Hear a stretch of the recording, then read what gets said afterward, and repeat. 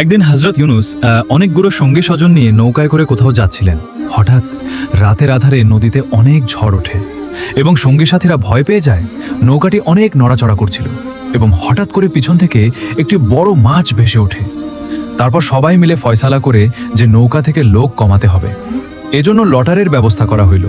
যার নাম বাঁচবে তাকে নৌকা থেকে ফেলে দেওয়া হবে। তারপর প্রথমবারের মতো তোলা হলো। সেখানে ইউনুস আলাইহিস সালামের নাম উঠল। তারপর আবারও আরেকজন তুলল, সেটাতেও তার নাম ভেসে উঠল।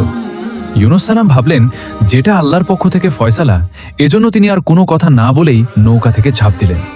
নৌকা থেকে ঝাঁপ দেওয়ার সাথে সাথে ইউনুসকে একটি মাছের পেটের ভিতরে যেতে হলো। সেখানে 3 প্রকারের অন্ধকার ছিল।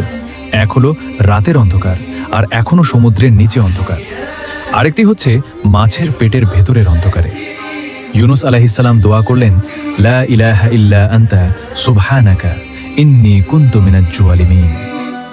আল্লাহ তাআলা ইউনুস আলাইহিস সালামের এই দোয়া কবুল করলেন এবং আল্লাহ তাআলা মাছকে হুকুম দিলেন যেন ইউনুস আলাইহিস সালাতু ওয়াস সালামকে ডাঙায় পৌঁছে দেয়। এবং মাছ তাকে ডাঙায় পৌঁছে দিল। ক্লান্ত তার অবস্থায় ইউনুস আলাইহিস সালাতু ওয়াস সালামের অনেক কষ্ট হচ্ছিল। এজন্য আল্লাহ তাআলা একটি গাছের ছায়ার ব্যবস্থা করে দিলেন। ইউনুস নবী যদি আল্লাহর কাছে এই দোয়া না করত, তাহলে হয়তো কিয়ামত পর্যন্ত ইউনুস নবীকে মাছের পেটে থাকতে হতো। এজন্য আসেন, সমস্ত আপদ বিপদে আমরা আল্লাহ তাআলাকে স্মরণ করি, কেননা আল্লাহ তাআলাই একমাত্র উত্তম ফয়সালাকারী।